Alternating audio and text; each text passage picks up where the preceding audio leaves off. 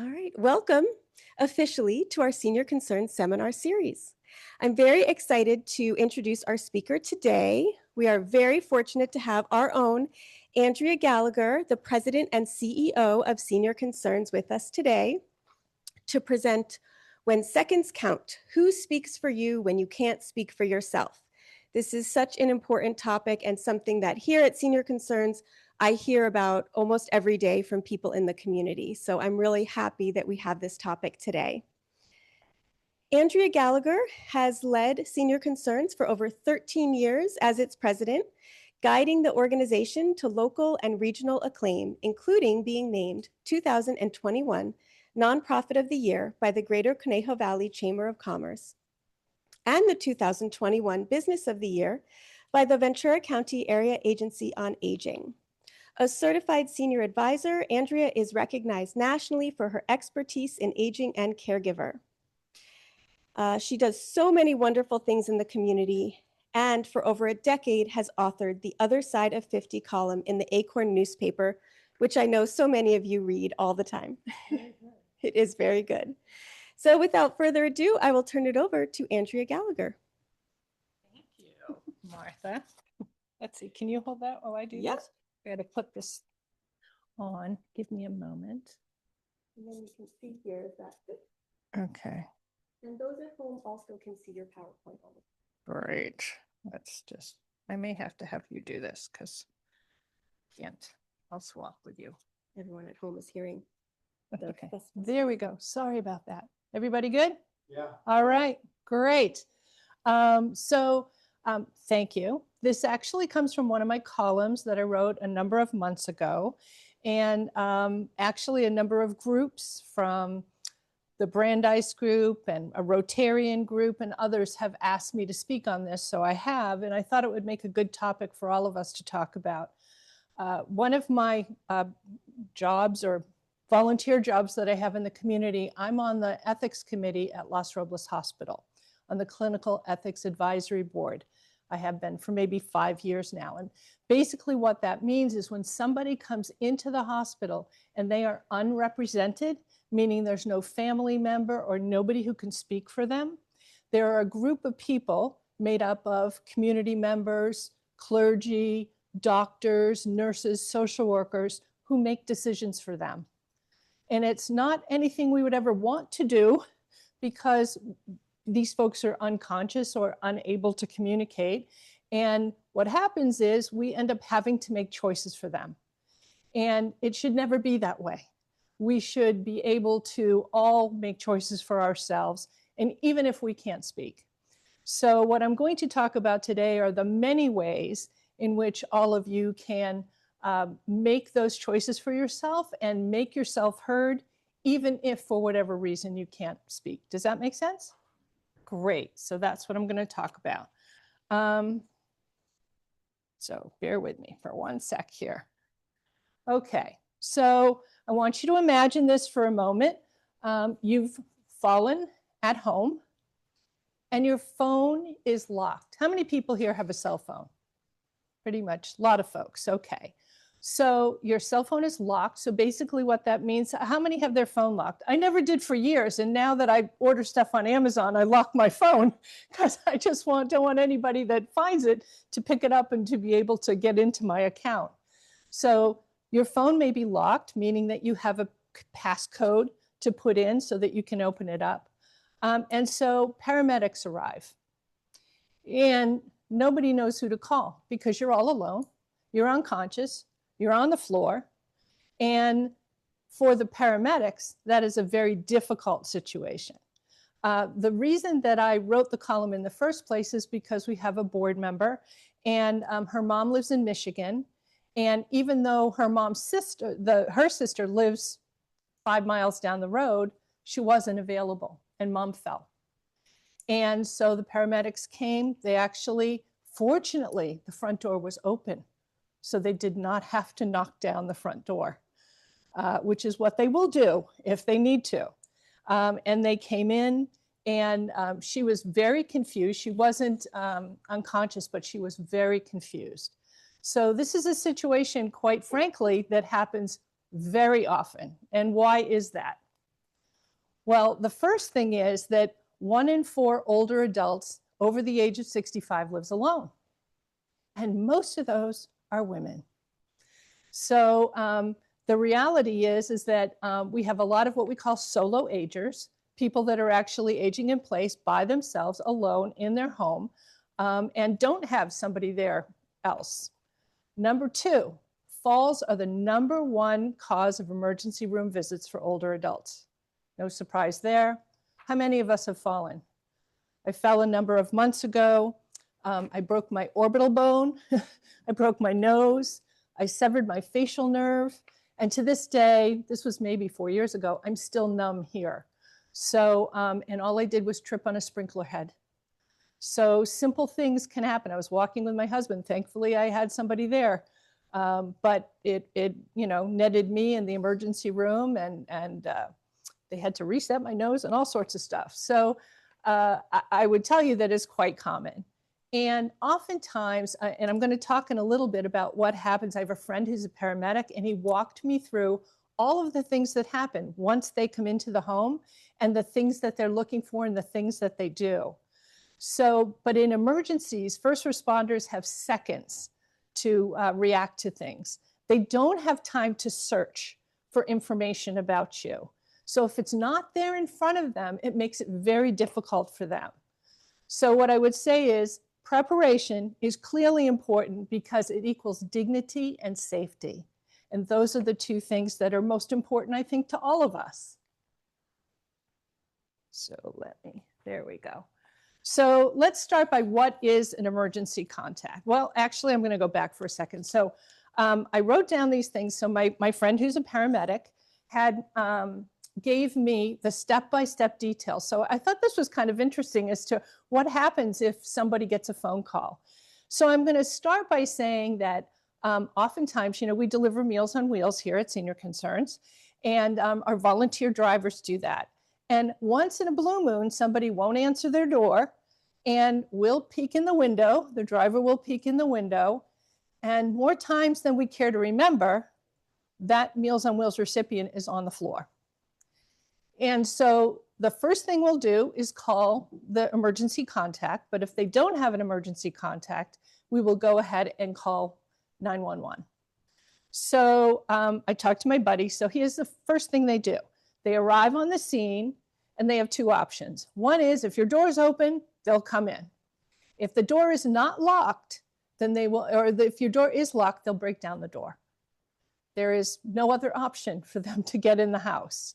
So the first thing they do is they ensure that the scene is safe, right? That there's no dog that's hovering over somebody who's fallen, or that there might be a live wire somewhere in the home. And they'll quickly assess that person for their responsiveness. Are they alert? Are they responsive at all? Are they unconscious? What exactly is happening? They'll check their airway. They'll make sure they're breathing. They'll check their circulation. And they'll determine, let's say the senior is awake, but are they alert? Are they confused? And so that's one of the first things they're looking for, because confusion after a fall can mean many things, and it's treated as urgent. So if you're a paramedic and somebody has fallen and they're confused, they will treat that as an urgent situation. The next thing they'll look for are life-threatening causes. So they'll check your blood pressure and your heart rate, your oxygen, your respiratory rate, your blood sugar. They're checking blood sugar at all times, your pupils, signs of a stroke. So they're doing this because they want to understand what is causing the confusion, if there is confusion there, or are there other complicating factors that are besides just the fall. They'll be looking for a stroke or low blood sugar or an infection, often dehydration, one of the biggest causes that we see. If you talk to the emergency room at Los Robles, they're going to tell you that almost every older adult that comes into that emergency room is dehydrated. Almost everyone. It could be a medication reaction. It could be internal bleeding. So they're not just treating the fall, they're searching for the reason behind the fall. They're also going to assume, is there a possible head or spine injury? They'll stabilize the neck. They might put a cervical collar on. They'll limit somebody's movements, and they'll check for a head injury. And this is very important because older adults are especially vulnerable to internal bleeding, particularly if they take blood thinners, okay? They'll do a full head to toe assessment. They'll check for fractures. They'll look for bruising or bleeding. They'll access pain response. Can you feel this here? Can you feel this at your ankle? And they'll repeatedly check your mental status. Tell me what day it is. Tell me what your name is. Tell me what street you live on. And they need those verbal responses so they can understand what's happening. Then they'll gather medical information. So they'll look for medication bottles. They'll check for medical alert bracelets. They'll look for a pulse. How many know what a pulse is? Or a DNR, if there happens to be one, do not resuscitate. And they'll try to locate emergency contacts if they can find anything lying around. They're trained to respectfully search for these items because they help with critical medical clues that might be happening. Very likely, they might have to transport you to the hospital. If you're confused, if you can't answer questions, if you may have hit your head, or you live alone. They'll almost always transfer you to the emergency department. And once you're in the transport, they're going to potentially give you oxygen and start an IV and monitor your heart and continue checking neurologically and alert the hospital if they think potentially you've had a heart attack or a stroke. And this, the signs of confusion in an older adult can be many things, which is what they're checking for, all those type of things. And so when somebody calls 911 for a fall, as you can imagine, there's a lot going on. And time is of the essence, oftentimes, if it's a stroke or a heart attack or other things that might be life damaging. So one of the things that the paramedic is doing is they're looking for any information that they might have that can help them. And so that's our job today, right? We're going to find ways in which we can help that paramedic if indeed they are ever called to our home. And that's what we're going to do. So one of the first things we're going to do is we're going to talk about creating an emergency contact. Now, this is a different kind of device. It's called in case of emergency, okay? And on your phones, there is an opportunity for you to put in who to contact if there is an emergency.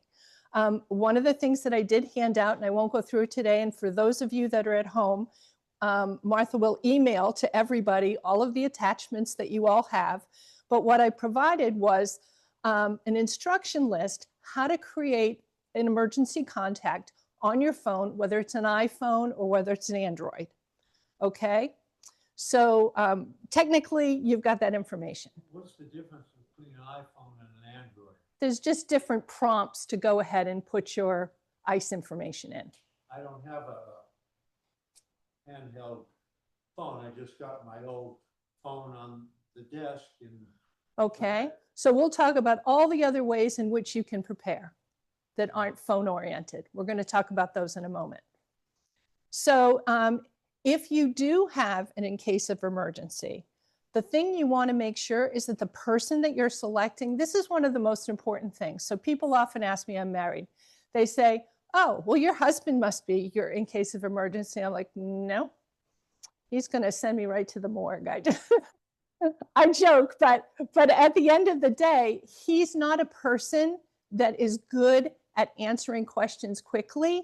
He's not a person that is prone to making decisions that have to do with people's health. He may know what my wishes are, but I also know he's a pretty strong guy. So at the end of the day, he may want to do what he wants rather than what I want. So the things that you need to look for when you're selecting an emergency contact is somebody who can answer that phone quickly, that can make decisions for you, that knows your wishes, and that can advocate for you. And advocate may mean, what does that mean you're talking about doing? Well, she doesn't want that. Or I've been told such and such. Sometimes it means pushing back. So the person that you select should be somebody that can do a little bit of pushing back if necessary. So why would you use your phone as an emergency contact? So, and again, I know you don't have them. We'll get to all those other ways in which you can make sure, because I'm going to tell you, redundancy is the key, right? If at the end of the day, it's not a phone, then it might be a file of life. If it's not a file of life, it's a HIPAA form. If it's not a HIPAA form, it's a durable power of attorney. We've got lots of ways in which people can give this information. So the reason why they created this ICE piece on your phone is because almost everybody has a cell phone these days. And it can be accessed both at home and in community, meaning if you fall at home and your phone is by your side, then the paramedics can access that. If indeed you have a car accident and you're out in the community, the paramedics can access it there. If you're at a luncheon, Bridget, who does our Meals on Wheels program, talked about a woman, she was brand new to her church.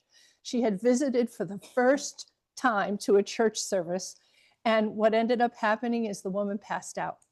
And nobody knew the lady, and she had nothing of information in her purse. So they called the paramedics, and the paramedics had to start from scratch. So the beauty of having your phone around is that you're carrying that with you out in the community as well as you have it at home.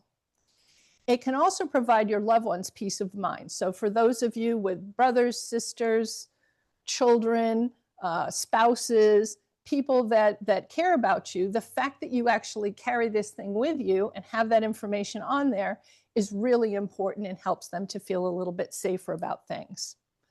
It also can make the paramedics and the doctors help to make decisions faster and safer for you. So again, we've got the one-page handout there, but let me talk for a minute about why ICE sometimes isn't enough. So if you've not put your emergency contacts in ICE, the beauty of ICE is that it can be accessed even if your phone is locked. Yes. What does ICE mean? In case of emergency. Oh, okay. So it can be accessed even though your phone is locked. That's great. What happens if you have a dead battery?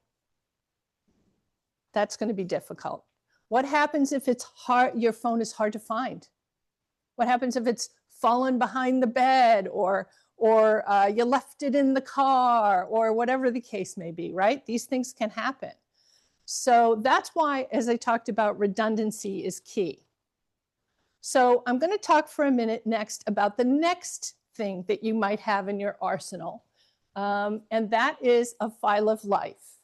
And I've given everyone one that's here, and Martha will just PDF the insides maybe when we send it to everybody.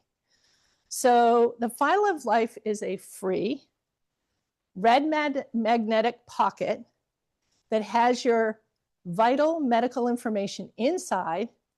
Normally in the olden days, you place this on your refrigerator. This is back in the day when your refrigerator was magnetic. Most refrigerators are not magnetic anymore. So you will have to find a way to affix this either to the first place first responders are going to look is your refrigerator. The second place they're going to look is by your bedside. So this is actually a beautiful piece because what it does do is I'm going to go through all of the things that are inside a file of life here. So as I mentioned, the beauty of it is it can be by your bedside, it can be in the refrigerator. I carry one in my purse at all times. One of the things they have on here is to put your insurance information, which I don't do. You can get that from me afterwards. Just treat me first, right?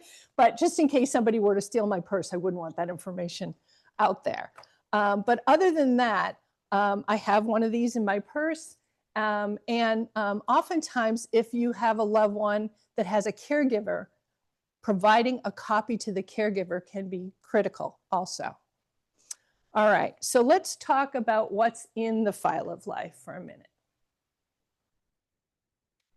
So it has your name and your address. And again, you might, if you want to, you can open this up and take a look while I'm talking, but if not, it's totally okay. It has emergency contacts, your medical data. And again, what you'll want to do is photocopy this before you fill it out. because you're going to want to keep this as updated as possible. So you'll keep a blank copy or a few blank copies and fill one out and put it in the folder here. But you're going to want to keep that because as your medications change, if you have a new doctor, if you've got a new diagnosis, that will all be on here. So it'll be your preferred hospital, any special conditions you might have, the medications you're taking and the dosage and frequency, any recent surgeries you might have just had, your religion, if you choose to put that on there, if you have a living will, and we'll talk about that in a few minutes, or an advance directive, you can write where it is. It's in my, bedside table in the second drawer, for instance. If for whatever reason there is a situation where you don't want CPR or you don't want to be resuscitated and you have forms that say that, like your POLST or a form that is a DNR, you would say where that's located. Oftentimes, I absolutely recommend if you have a POLST or a DNR for whatever reason, to do not resuscitate. So let's say you're in stage 4 cancer and you and your doctor made that determination that you don't want to be resuscitated. They actually call it DNA now, AR, do not attempt resuscitation. You may want to put that by your bedside and have a copy in your purse or your wallet so that, this form can say where it is, any medical conditions you might have, any key allergies you might have. And again, at the bottom, there's your medical insurance. But again, I might leave that blank only because in case this were taken from your possession, you probably wouldn't want that information out there. There is, with some file of lives, they have a sticker that comes with it that you can put on your front door.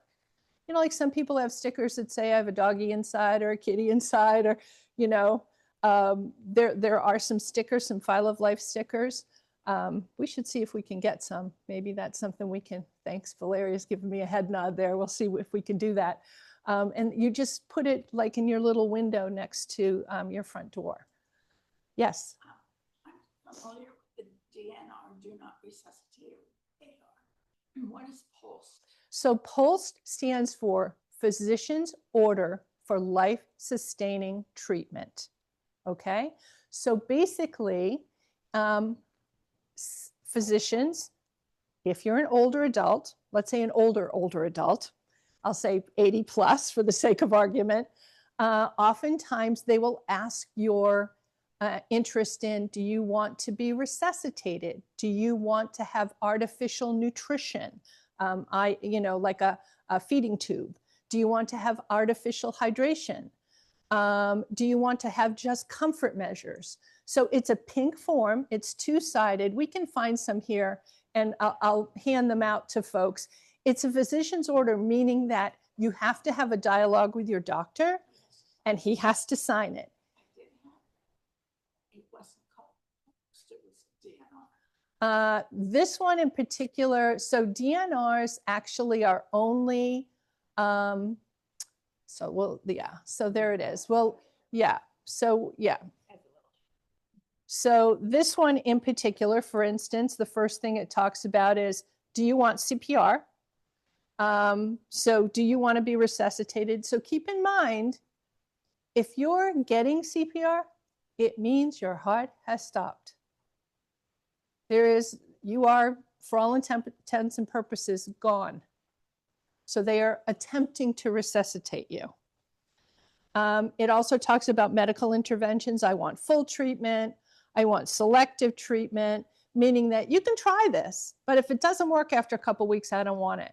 So for instance, somebody might put you on a ventilator. You may say, okay, I'll do a ventilator for a couple of weeks, but if it does not cure my situation, then I don't want to be on it anymore. Sometimes people just want comfort treatment. So for instance, if they're on hospice already, and we've seen this sometimes. So what happens is somebody's on hospice, they're at home, and the primary caregiver goes out to an appointment or and so they have a neighbor or somebody that comes and stays with that person. And all of a sudden, the person on hospice is in distress. And so what normally happens? If somebody were in distress and you were in their home, what would you do? You'd call 911, right? But if this is here, that the paramedics would know to only do comfort measures. So anyway, again, we're happy to give you a copy. This has to be a dialogue between you and your physician. A POLST, physician's order for life-sustaining treatment. Mm-hmm. And he suddenly had kidney failure, and I walked in, and the doctor was waiting for me. And he looked at that in my hand and said, "Never mind, you don't have to make a decision." He has. That's great. Stuff.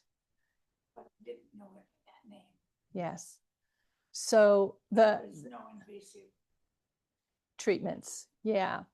The beauty of a POLST, as you said, is he made that decision for himself, and it did not require you to make that decision in the heat of the moment.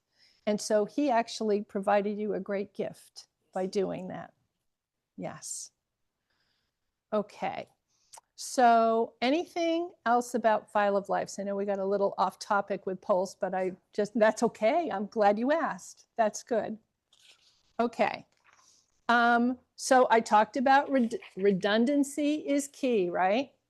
So now I'm going to talk about HIPAA authorizations. How many know what those are? Health Okay. insurance. Yeah, what does it stand for? I don't even know. Yeah. So basically what it is if you want your doctor to be able to provide to someone else medical information about you, because all medical information about you is protected. So it's yours. It's meant to talk to you. If you want your doctor to talk to somebody else about your condition, you need a HIPAA form. You need one at every doctor you go to. All right? And you need one in the hospital. So it's a signed legal document, and I gave you all a copy here, and it authorizes your healthcare provider to provide your protected health information, and it can be with third parties or family members or others. The one beauty of it that people don't know is that you can choose what information is shared, you can choose who receives it, and you can choose for how long this HIPAA form is in effect. So it can allow designated people, let's say your spouse, your adult child, your niece, your neighbor, even if you wanted, if they were taking you back and forth for treatments or whatever the case may be.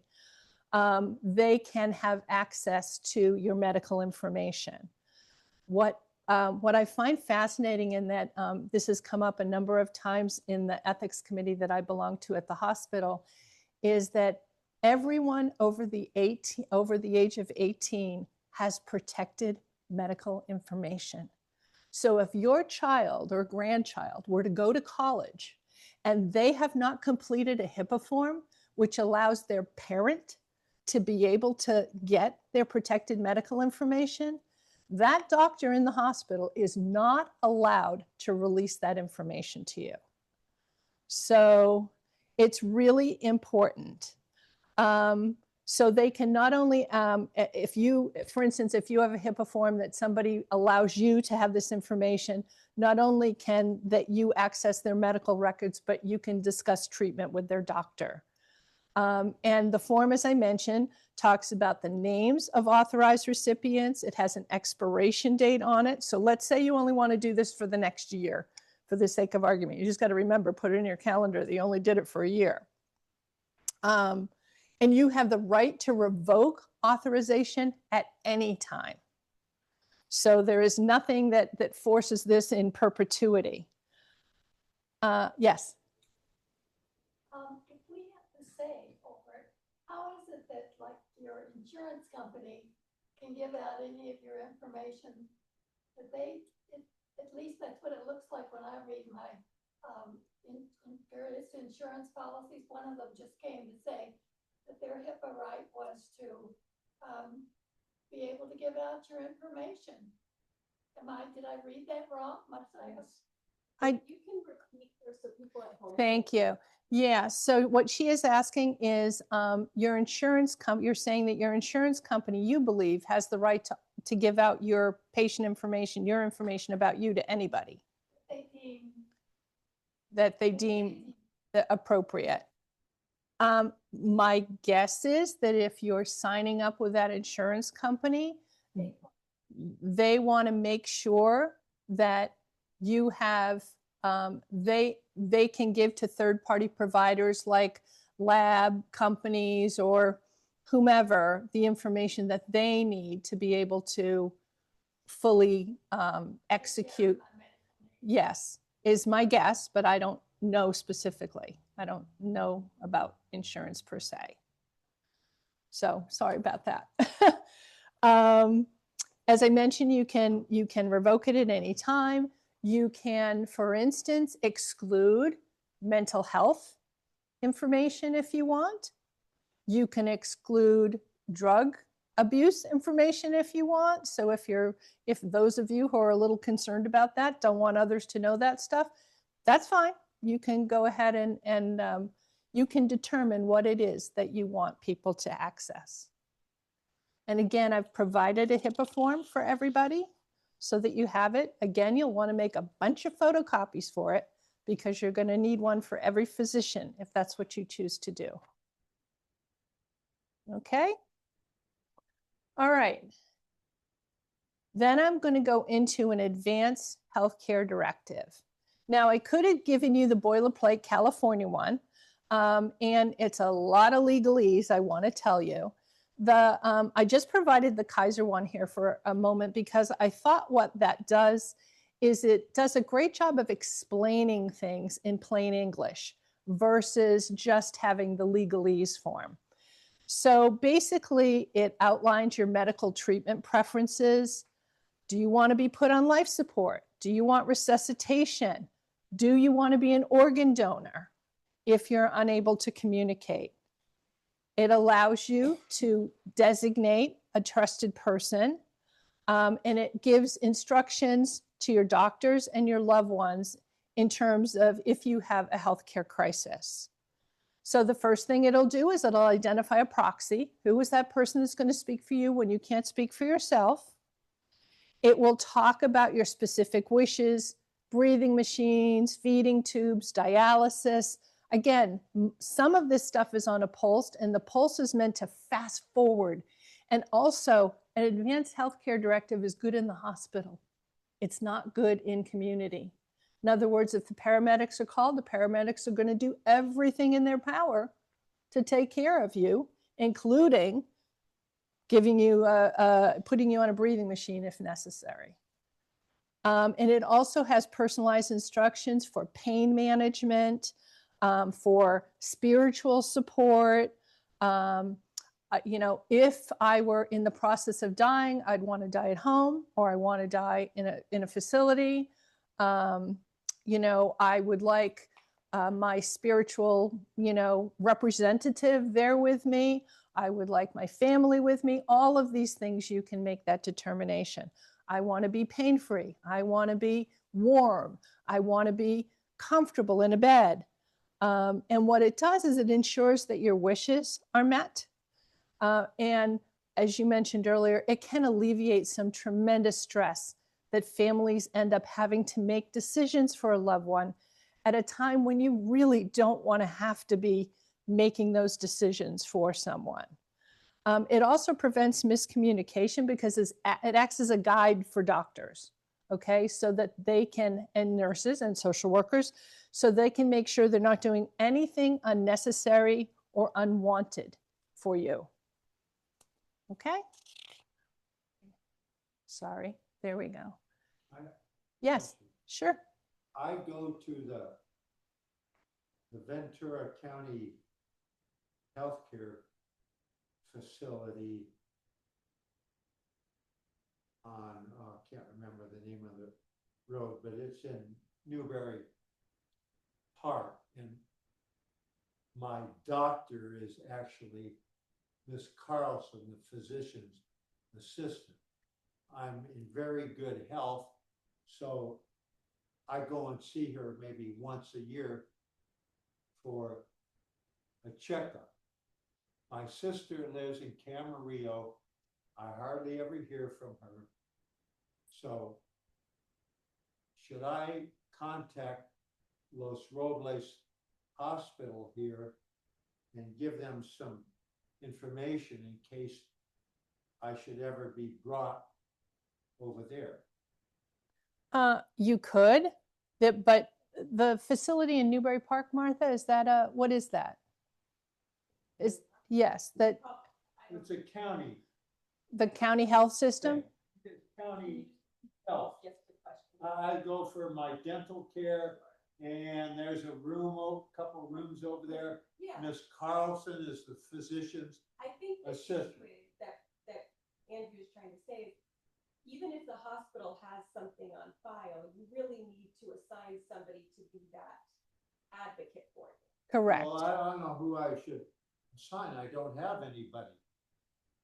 You can definitely talk about that, outside of this. I'd be Well, happy to okay. brainstorm with you. All right, Yeah. So one of the things I'd say is that once in a blue moon, we hear from people that don't have family and relatives or somebody. And so for those people with means, there are individuals that you can hire that can be your representative. If not, sometimes there's a neighbor or a friend. So, but as Martha says, she can sit down and chat with you and talk about different options that there might be. So any other questions? Yes. Have you heard of something like this called 5 Wishes? Yes, I have. And I love 5 Wishes. It is not as medically clear as this is. So I love 5 Wishes because it'll say, yes. I would do both, and I'll tell you why. Because 5 Wishes, while it's lovely, it'll say, how do I want to be treated when I'm ill? How do I want people to remember me when I'm gone? What kind of a service would I like? Yes, absolutely. So my mom wants Ave Maria. My dad wanted Summer Wind by Frank Sinatra.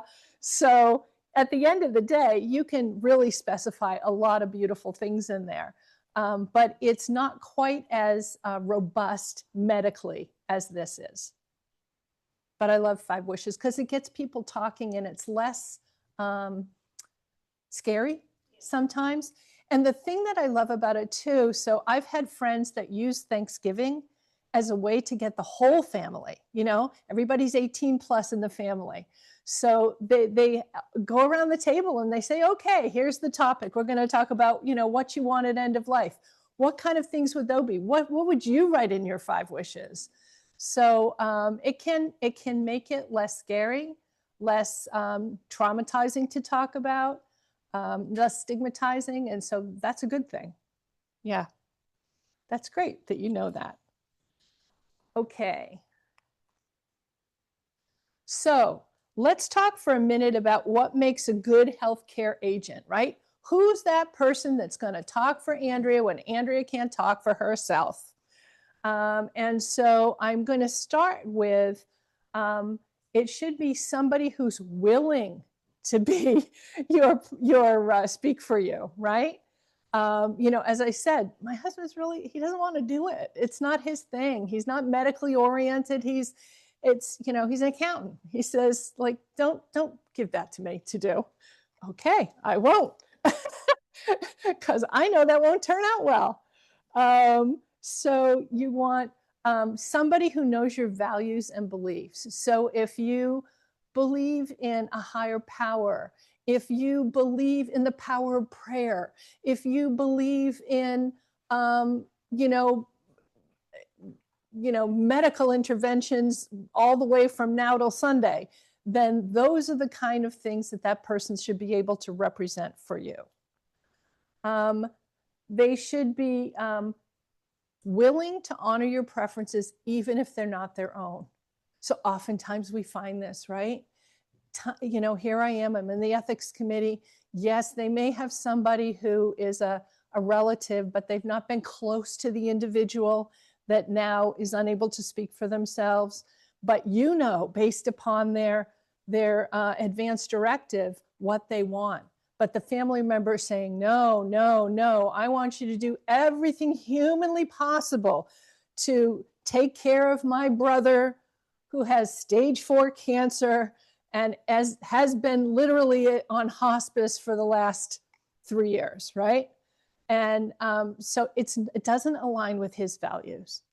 And so it's important that you can find somebody who's going to speak for you that will speak your values, not theirs. Because when time is of the essence and things get down to brass tacks, often people use what they call the golden rule, which is do unto others as I'd want done to myself. When you have to use the platinum rule. And the platinum rule is do unto others as they want done to them. Okay, so remember that platinum rule. Don't be afraid you can't be afraid to ask questions.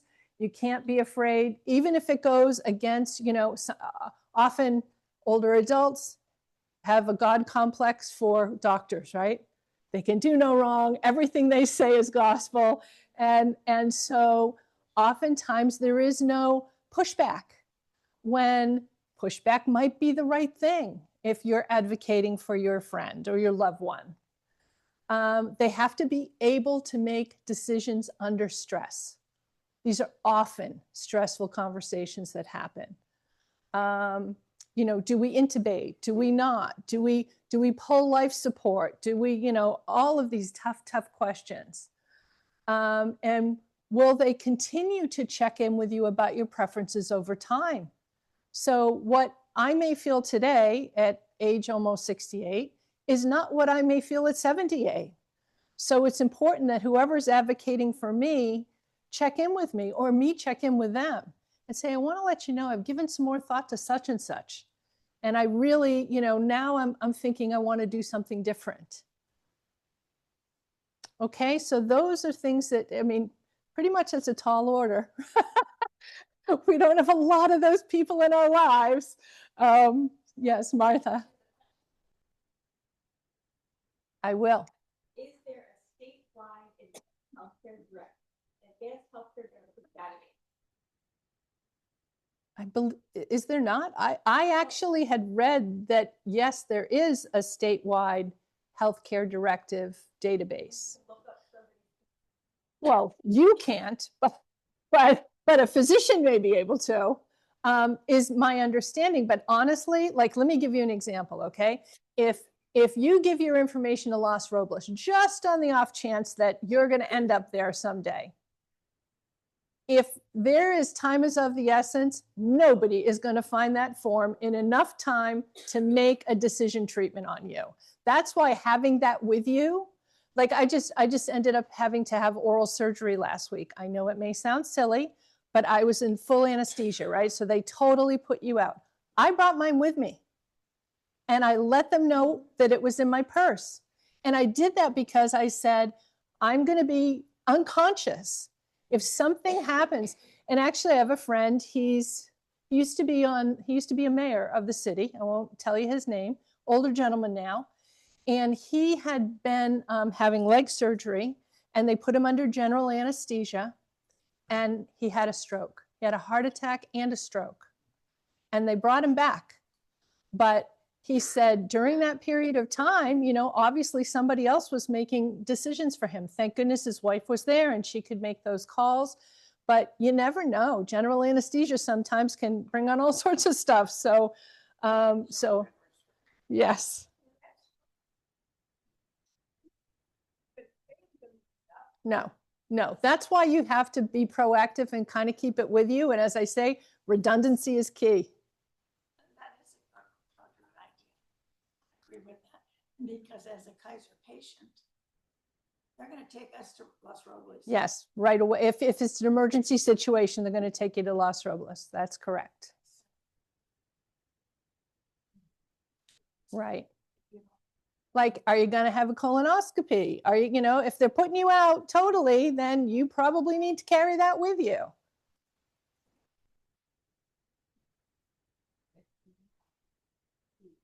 But Aren't you proud of me, Martha, that I knew that?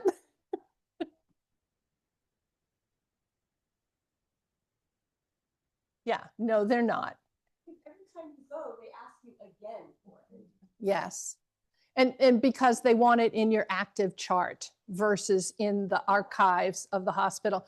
I'll give you an example. How much time do I have? I want to leave time for questions.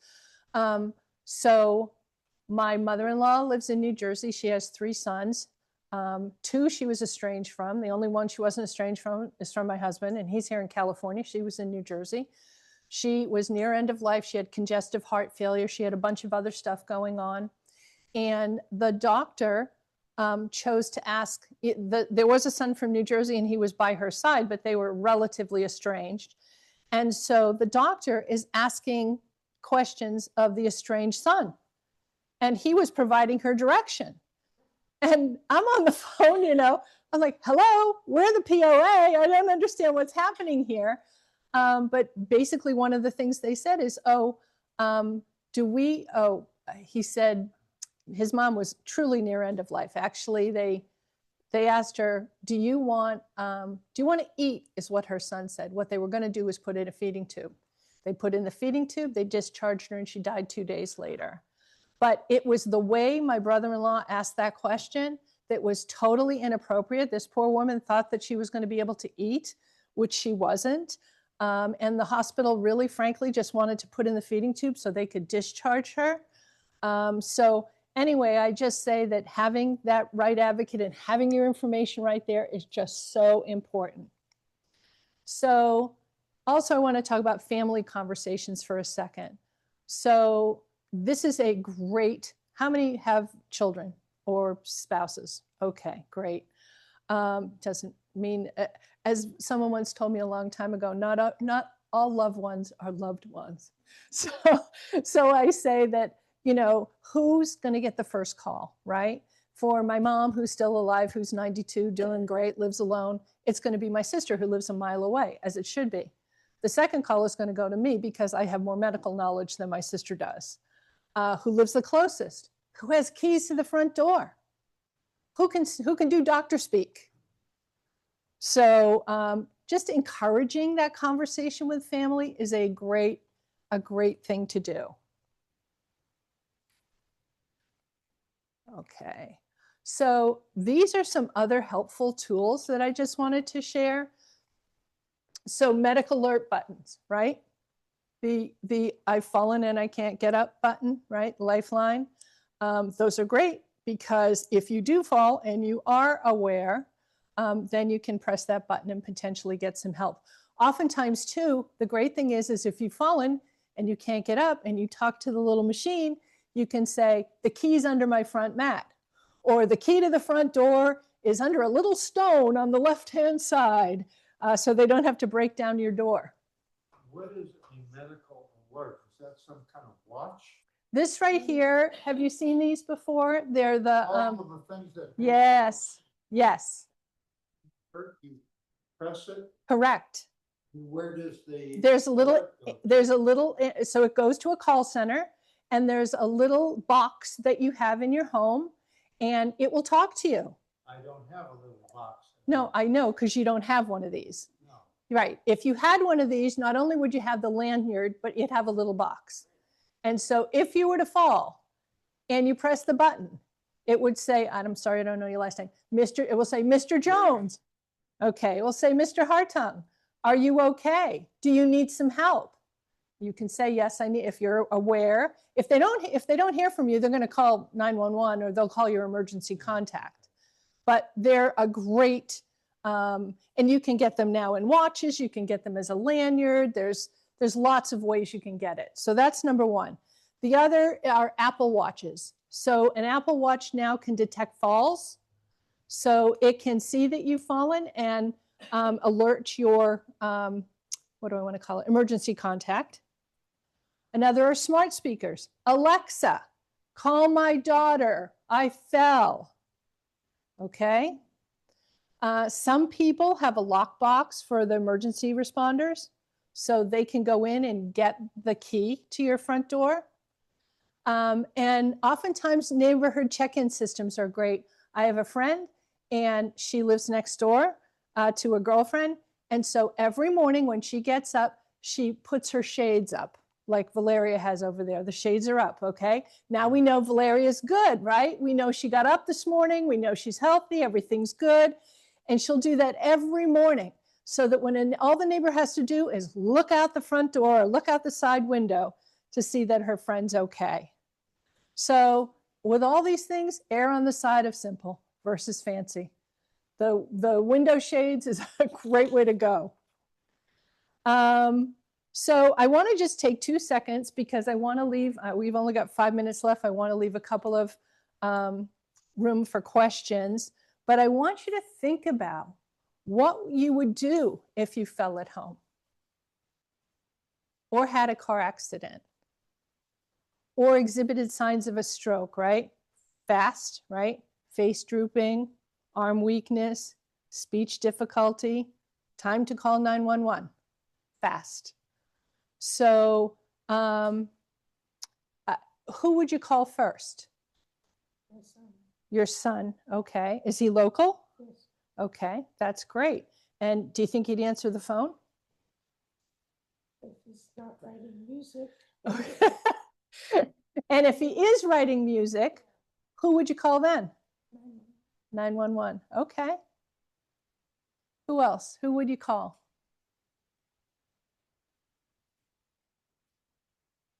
I'm going to call Martha.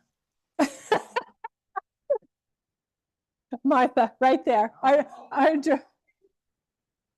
Maybe I should get one of these Life alert. lanyards Yeah. that you press should I get hurt at home. Maybe I should do that. I'm on like public assistance, it's called Medi-Cal, Medicare. Can I get something like that through that service? Are there There's some programs, but there's less and less, but I'll see if I can find one that would, otherwise there is a monthly fee.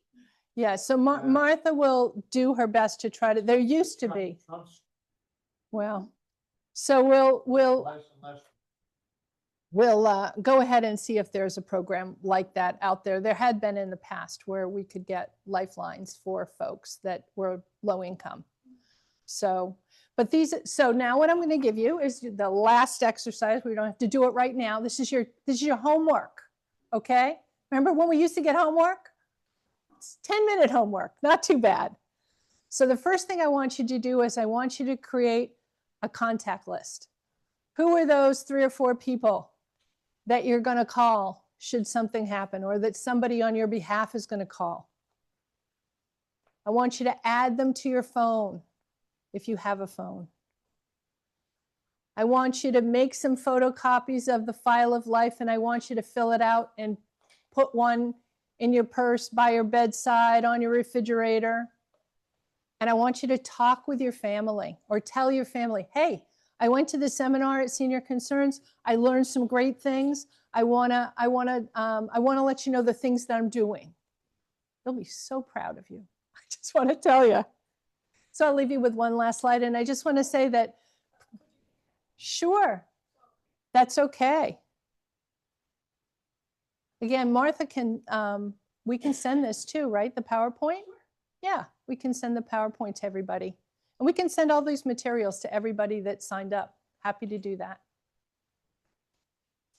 Another question. Let me finish with one more slide and then I'm good to go. Are you okay? Sure, okay. So I just want to say preparation isn't about fear. I hope I did not frighten you into wanting to do anything. I'm hoping that it gives you peace of mind, because once this stuff is done, and if you keep up with it, you will feel so much better when you go to bed at night that you have done the right thing to make sure that people are caring for you in the way you want to be cared for. Okay, questions? If the paramedics had to come, well, at night, when I go to bed, I lock my door, even though I live in a low-income facility where you have to either have a special key to get in through the front door, you have to press the call phone button outside and talk to your family member who's in a unit there. That's the only way you get in. If the paramedics should have to come to my unit, I wonder if I should nail this to the front door or just put it on the top of my kitchen thing there, that right behind the front door. Yes, I'd put it right inside your front door, visible in some way would be great. So yeah, so we're talking about the file of life. Even just putting it inside your front door somewhere that is visible to the paramedics would be super. What other questions can I answer? Yes.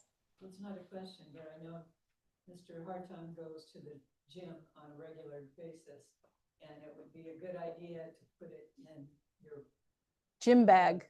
gym bag that you have Oh. in your locker. Or Oh, you go there too, Newbury Park? No, I go up to the library and work, Oh, so I know you go to the gym. yeah, I should probably put it in That would be a good place. the gym there in case I croak or something while I'm on the treadmill or the Stairmaster, that stupid people up at the front desk wouldn't know what the hell to do. So one of the things that I just want to let the folks know, your great suggestion that are on the phone. Yes, so one of the folks here said that if you go to the gym, put it in your gym bag. So that if something were to happen to you at the gym, that's a great suggestion. Yeah, or wherever you go, absolutely. Take it Oh, Yes.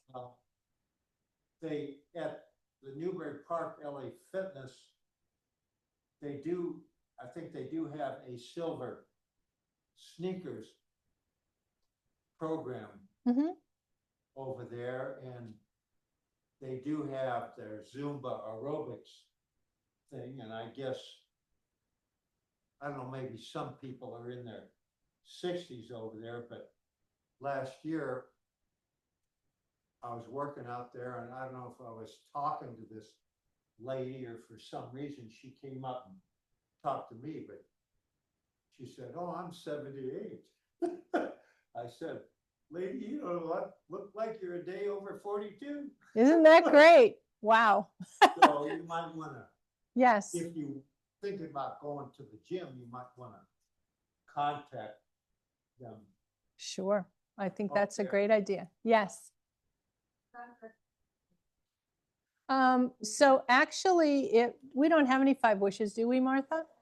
She's checking to see if we have any. If we do, we'll get you one. Okay. She's asking about 5 wishes. There you go. Martha has a couple. Yes. I think right here too. Here. And there. Spanish. Here you go. Okay. I'm going to wrap up if that's okay. Valeria, there weren't any other questions online, right? Okay. Hopefully I didn't put you to sleep at home. I really want to thank you for coming out and braving whatever the crazy weather is going to be when you leave today. Thank you so much. We'll be happy to get you what other information you need. And always, Martha's here, Valeria's here. All of us are here to help you in any way we can. So thanks so much.